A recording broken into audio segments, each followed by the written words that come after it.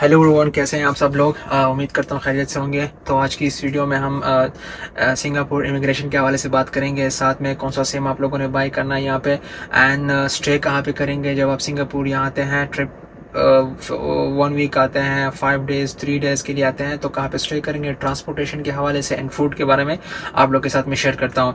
तो ये जितने भी क्वेश्चन थे हर ट्रेवलर के माइंड में होते हैं, मेरे माइंड में भी ये क्वेश्चन थे। मैंने इसको सॉल्व करके पहले मैंने इसके बारे में रिसर्च किया, उसके बाद मैं यहाँ पे आया हूँ। तो सबसे पहले हम बात करते हैं इमिग्रेशन के हवाले से। इमिग्रेशन का सीन ये है कि चंगी एयरपोर्ट पे जब आप उतरते हैं तो सबसे पहले आपका इमिग्रेशन होता है। इमिग्रेशन जो है यहाँ पे डिजिटल है, सारा ऑनलाइन होता है। जो है डोर्स होते हैं और मशीन्स वगैरह होते हैं, उसके ऊपर जो है आपका पासपोर्ट रखा जाता है, वो स्कैन करते हैं आपका फेस वगैरह, और फिर जो है आप वो जो गेट होता है वो आपके लिए ओपन हो जाता है और आप अंदर जा सकते हैं। अब जो इमिग्रेशन का सीन ये है कि यहाँ पे पाकिस्तानी पासपोर्ट होल्डर्स को कभी कभार वो पकड़ लेते हैं, वो मशीन खुद पकड़ता है। जब वो मशीन आप पे जो है करता है कि आप साइड पे हो जाए, वो खुलता ही नहीं है, तो फिर जो इमिग्रेशन ऑफिसर्स होता है वो देख रहे होते हैं कि कौन सा बंदा मशीन पकड़ता है, कौन सा नहीं पकड़ता। तो मेरा जो पासपोर्ट था वो मशीन ने पकड़ लिया, उसने कहा कि नहीं आप नहीं जा सकते। तो फिर उन लोगों ने मुझे ऑफिस बुलाया, वहाँ पे बिठा लिया और क्वेश्चंस वगैरह पूछे, मेरा जो है पर्सनल में सब कुछ पूछ लिया।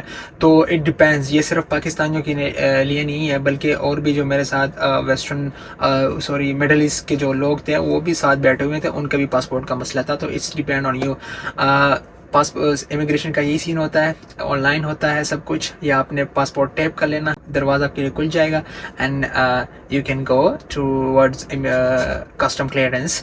सो ये जो स्टैम्प वगैरह है ये नहीं लगता, डायरेक्टली आप स्कैन करते हैं और आपको कहते हैं कि चले जाइए। तो आपने बैगेज क्लेम कर लेना है एंड कस्टम क्लियरेंस की तरफ आना है। उसके बाद जो होता है क्वेश्चन ट्रैवलर का कि हम एयरपोर्ट में तो इमिग्रेशन वगैरह कस्टम क्लियरेंस बैगेज हमने ले लिया, लेकिन अब सिटी सेंटर जाना है। अब सिटी सेंटर का सीन ये है कि चंगी एयरपोर्ट में 4 टर्मिनल्स है, टर्मिनल 1, 2, 3 एंड 4। तो 1 और 4 में जो है MRT नहीं है, MRT स्टेशन। MRT जो है ट्रांसपोर्टेशन का मेन जरिया है सिंगापुर में, जिसके ज़रिए से आप पूरे सिंगापुर में इजीली मूव हो सकते हैं, जो मेन स्पॉट्स हैं टूरिस्ट। ठीक है, तो चंगी एयरपोर्ट से जब आप सिटी सेंटर जाएंगे तो टर्मिनल 3 एंड 4 में आप MRT तक आप जाएंगे, MRT तक रसाई हासिल करेंगे, क्योंकि आपका जो कुछ ट्रैवलर्स होते हैं जो टर्मिनल 4 एंड 1 पे उसका अराइवल होता है, तो फिर वहाँ पे MRT नहीं होती। तो टर्मिनल 1 एंड 4 से आपने टर्मिनल 3 एंड 2 की तरफ जाना है, जहाँ पे MRT स्टेशन है। और 4 और 1 टर्मिनल पे आपको फ्री शटल मिलेंगे एयरपोर्ट वाले, तो आप लोगों ने स्टे वहाँ पे वेट करना है, और उसके बाद जो है फ्री शटल यूज़ करके आप लोगों ने टर्मिनल 2 एंड 3 की तरफ जाना है, जहाँ पे MRT स्टेशन है। तो MRT स्टेशन पे जाना है और वहाँ से आप लोगों ने सिटी सेंटर जाना है। तो बहुत आसान, एक कार्ड है इजी लैंग कार्ड, उसके ज़रिए से आप लोग जो है सिटी सेंटर जा सकते हैं। $10 का वो कार्ड मिलता है, तो वो रिचार्जेबल है। मैं आपको लोगों को यही रिकमेंड करूँगा कि आप लोग यही कार्ड ले लें और इसी के ज़रिए से पूरे सिंगापुर में जहाँ पे आप जाते हैं उसी को इस्तेमाल करते हैं, क्योंकि टैक्सीज बहुत ज़्यादा एक्सपेंसिव है। और ट्रांसपोर्टेशन के लिए आप टैक्सीज यूज़ कर सकते हैं, लाइक जिग ऐप है, एक ग्रैब ऐप है, बट इट्स टू एक्सपेंसिव। सो मैं आप लोगों को सजेस्ट करूँगा कि आप MRT को यूज़ करें। ठीक है, तो MRT के बाद आप सिटी सेंटर आ गए हैं, उसके बाद जो है आपका क्वेश्चन होगा कि हम अब कहाँ पे रहें। अब इट्स डिपेंड ऑन यू कि आप किस लेवल के उस पे आ रहे हैं ट्रैवल प्लान पे। अगर आप कहते हैं कि यार हम बचत करना चाहते हैं, तो फिर जो है आपके लिए लिटिल इंडिया है, बुगीज़ है, इन जगह पे आप लोगों ने करना है। अगर आप कहते हैं कि नहीं नॉर्मल में रहना है, तो फिर अरब स्ट्रीट के पास रहिएगा।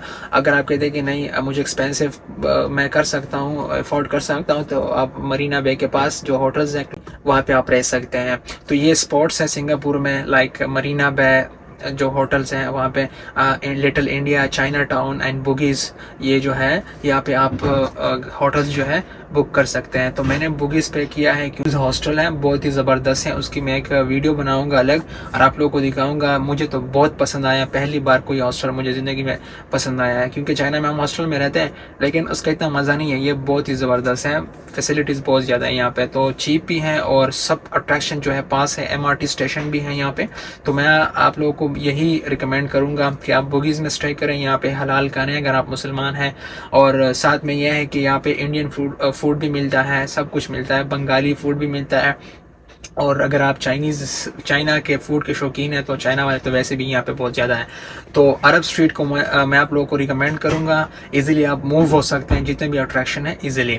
ساتھ ساتھ میں آپ لوگ کو انٹرنیٹ کے بارے میں بتاتا چلوں کہ انٹرنیٹ کے لیے آپ سنگاپور میں سم بائی کر سکتے ہیں, کیونکہ جب آپ روم سے باہر ہوتے ہیں تو آپ کے پاس وائی فائی نہیں ہوگا, اور آپ چنگی ایئرپورٹ سے آپ آتے ہیں سٹی سینٹر MRT کے بغیر, تو ٹیکسی کے لیے آپ لوگوں کو گریب وغیرہ یوز کرنا پڑے گا, اور اس کے لیے آپ کے پاس سم ہونا ضروری ہے.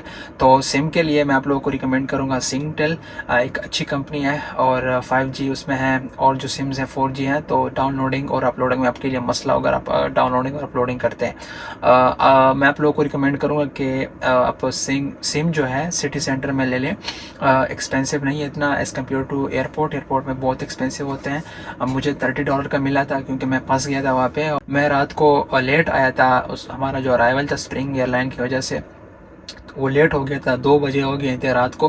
تو MRT کلوز تھی, 12 بجے اس کی لاسٹ ٹرین ہوتی ہے ٹو سٹی سینٹر. اس وجہ سے میں نے سم لے لیا ایئرپورٹ پہ, اور اس کے بعد میں نے گریب وغیرہ جو ہے انسٹال تھی, لیکن پھر اس کو میں نے لاگ ان کر دیا اور پھر سٹی سینٹر آ گیا.